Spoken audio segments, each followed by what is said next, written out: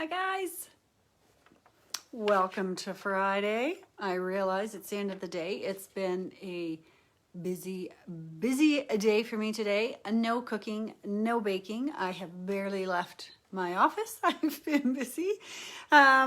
So to continue on with my 50 things I've learned in my 50 years.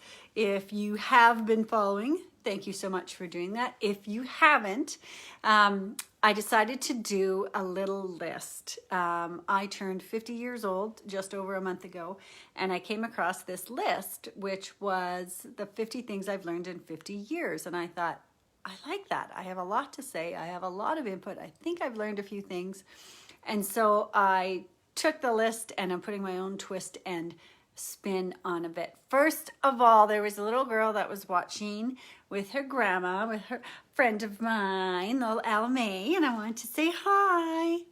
I know she was waving at me yesterday and I'm sorry I didn't notice, so I wanted to wave at her today and say hi. I hope you're having a fun time with your grandma and that you guys are doing lots of fun stuff and that she's giving you treats and stuff. Okay?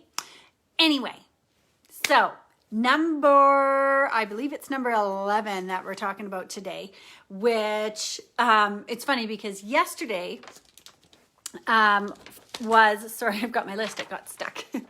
Yesterday it was, it's okay to go to bed angry at your spouse. Sometimes sleep makes things better.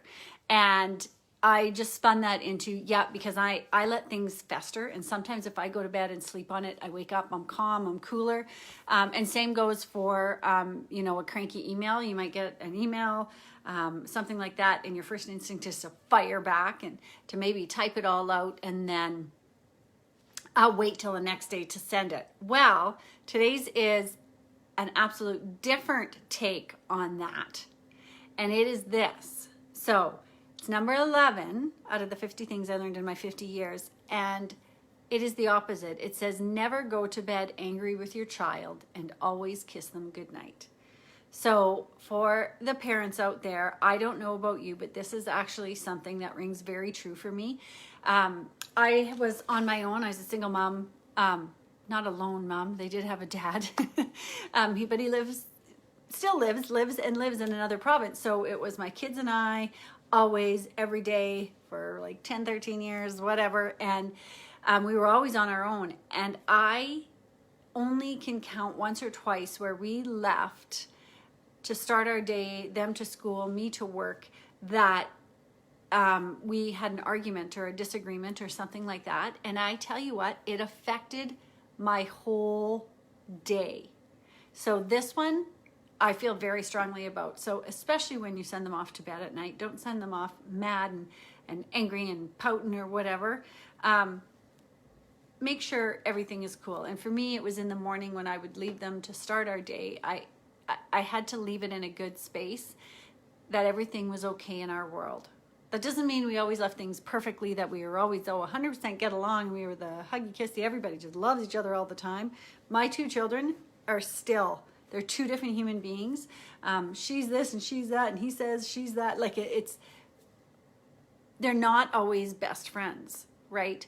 But the one thing that I always did was start and end my day with that everything is okay in our little world. That they know that I love them. I always said I would tell my children that I love them every day unconditionally, and I still do. And they're in post-secondary school, and I still say I love you, and I make sure that I hear it back. And they've learned now, they know. But that rings really, really true. So maybe for our partner or for us adults, you can go to bed or angry and deal with it the next day and let things diffuse. But don't let your kids go to bed or start their day with that awful, terrible feeling that things just aren't okay, that everything's not okay. And this is something that I actually really, truly live by. And I always go back to number one.